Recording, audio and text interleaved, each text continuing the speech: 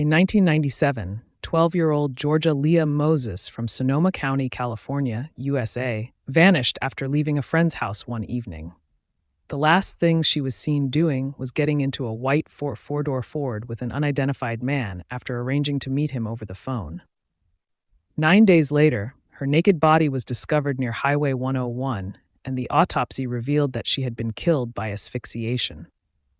The police launched an investigation, but the case was mishandled from the beginning. A composite sketch of the last man seen with Georgia wasn't released until months later, and the suspect has never been identified.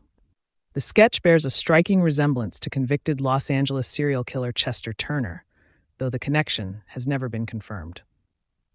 This is her story. Georgia Leah Moses was born on January 7, 1985, in Buffalo, New York. She grew up with her two older brothers, Mario and Jermaine, under the care of their single mother, Ida. Their father was absent, leaving Ida to raise the children on her own. Life was far from easy because Ida struggled with bipolar schizoaffective disorder, a severe and chronic mental illness that made parenting extremely challenging. Despite her struggles, she did everything she could to provide for her children. With no father figure present, Georgia's oldest brother stepped in to take on that role, working odd jobs to support the family. The harsh circumstances at home forced Georgia to mature much earlier than most children her age. She became compassionate, selfless, and always put others' needs before her own. Eventually, Ida gave birth to another child, a baby girl she named Angel, making Georgia a big sister for the first time. When Georgia was 7, she, her mother, and Angel moved from New York to Sonoma County, California, leaving her older brothers behind. Because of her mother's mental condition, Georgia naturally took on more responsibility, helping to care for Angel and taking on duties far beyond her age. The family's struggles often pushed Ida to seek help from the state. She would ask social services to place her daughters in foster homes, believing they could have a better life elsewhere. While the state did step in occasionally, the girls were always returned to their mother shortly after. By 1997, 12-year-old Georgia had essentially become the mother figure in the household. She helped with cooking, cleaning, and taking care of Angel. That same year, Ida met a man named Eddie Polk, and the two quickly began dating. Eddie soon moved in with the family. Unbeknownst to Ida, Eddie was a convicted sex offender. He had his own place in Santa Rosa, several miles away, but chose to live with Ida and her daughters. One night in April 1997, Georgia had just finished preparing dinner and cleaning up when she went into her room. According to Angel, Eddie followed her, closed the door, and locked it. Angel later recalled hearing her sister plead, "Stop, don't touch me," followed by a commotion inside the room. About 30 seconds later, Eddie came out and told Georgia that if she couldn't follow his rules, she could leave the house. Minutes later, Georgia emerged with a packed bag. She told Angel she couldn't stay there anymore. Despite her younger sister begging her not to go, Georgia explained she couldn't live in the same house as Eddie. Their mother didn't intervene. Struggling financially and dependent on Eddie to pay the bills, coupled with her mental illness, Ida allowed him to dictate their lives. After leaving home, Georgia stayed at various friends' houses, most of which lacked proper supervision. One of the places she often stayed was known to be a drug house filled with addicts. Over time, the once bright and driven Georgia began to change. Her dream of becoming a nurse slowly faded as she skipped school, and by 6th grade, she dropped out entirely. She even went to her principal, told him she was leaving with her cousin and wouldn't return, and shockingly, no action was taken. In May 1997, Ida planned to move back to New York with both Angel and Georgia, reuniting the family. But before the move, her purse containing important documents was stolen, halting their plans. They remained in California. Angel noticed her sister changing. Georgia started smoking weed, hanging with an older crowd, and wasn't the same girl she had been. But her love for Angel never changed. On August 13, 1997, Georgia spent the day with a friend and later with Angel. They got food together, and on the way home, a grown man approached Georgia, took her pager, did something with it, and handed it back. Georgia told Angel to walk ahead. After the encounter, Georgia walked Angel home, did her hair, tucked her into bed, kissed her goodnight, and told her she'd see her later.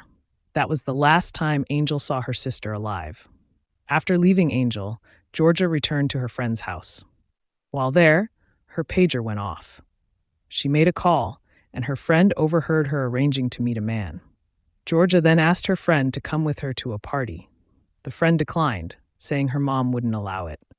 Georgia pleaded, saying she needed her to help take care of her family, hinting at the burden she carried at such a young age.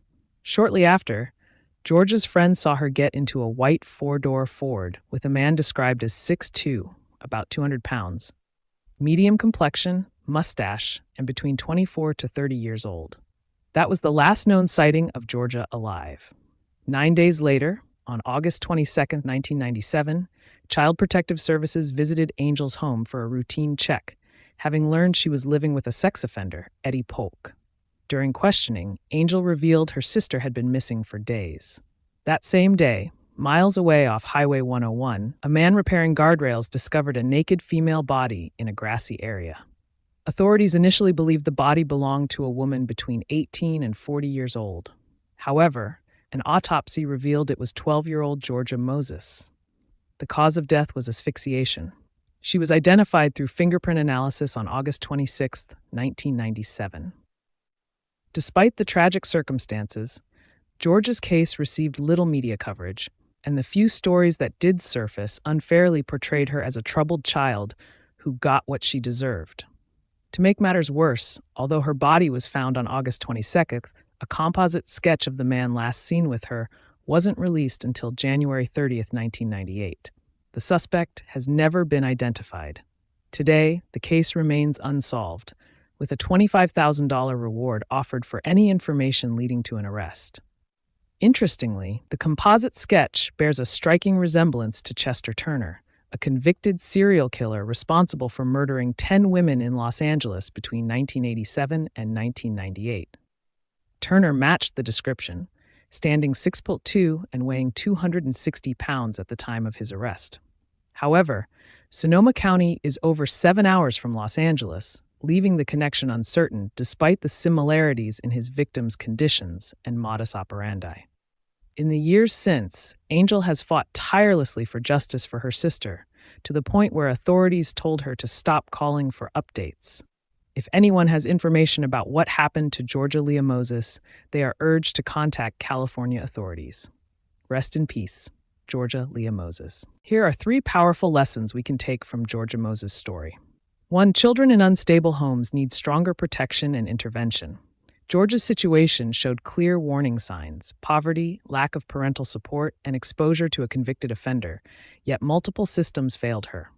Schools, social services, and the community must act decisively when a child's safety is at risk. 2. Society must stop blaming victims, especially vulnerable children. Georgia was just 12 years old, yet some narratives painted her as a troubled girl living the nightlife. This highlights the importance of viewing such cases through compassion and understanding rather than judgment. Children in survival mode need help, not blame. 3. Justice requires persistence, even when the system fails. Despite decades passing, Georgia's younger sister Angel never stopped fighting for her justice.